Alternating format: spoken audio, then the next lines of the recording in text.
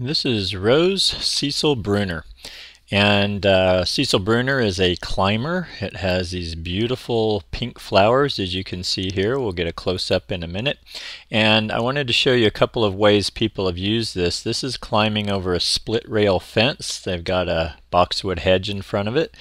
And here's a look at the flowers. You can see that's all levels of intensity. They start off quite bright pink and then fade to a very blushed pink, almost white, as they mature. And Cecile Brunner is a one-time bloomer per year. This is late April, early May in Northern California. And these will bloom for a solid month or so. It's interesting, when I wanted to film these just about a week and a half before what you're seeing here, there were only 2 or 3 flowers open on these plants, and now they're just exploding with color. And that will last another couple, 3 weeks. But much like most roses, the bloom cycle is typically, I would say, 2 to 3 weeks. It's not super long. And as a climber, if it's a one-time-a-year thing like this one is, this is actually a polyantha rose, and it only blooms once a year, then I'm really hoping to stretch that out as much as I can.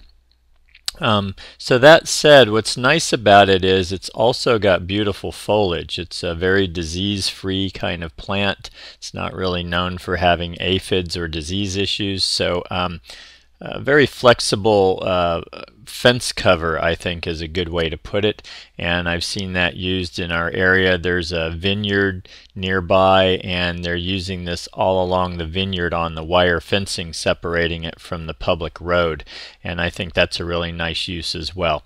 So these get quite large. I grew this at my first home, and I was amazed. I would say that in 1 year, these plants from a 5-gallon container probably reached 10 to 12 feet long, the canes and the spread on it, and it filled in a panel of my fencing in probably 1 year. So make sure that wherever you use it, you're giving it enough space to do what it does, because it is a big plant. It really wants to sprawl out.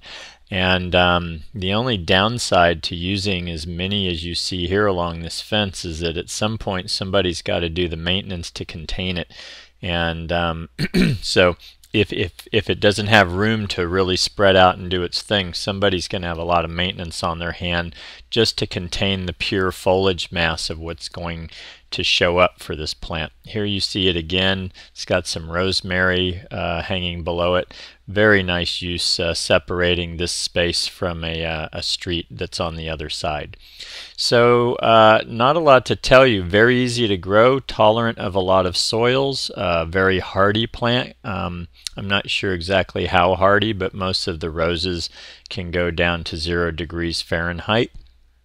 And very disease and insect resistant. So I would say use this as a fence cover or an arbor type of thing, knowing that you're only going to get one big show, just like a beautiful flowering cherry or something in the spring, but really it's there for its green mass and maybe to do some coverage or some screening for you.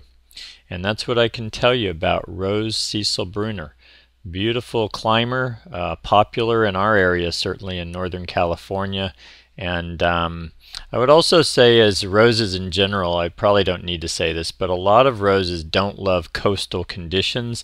They don't get a good enough dormant cycle to really thrive. So I probably wouldn't be looking at these along the coast so much, because fog and other things can give them a problem. But if you are able to grow other roses, then they're probably fine. I would just say these are better suited to areas with a nice clear winter pattern, so they get their dormancy to do what they naturally want to do. And that's Rose Cecile Brunner. To follow are a few plants that I think look really nice with the Cecile Brunner rose. Enjoy.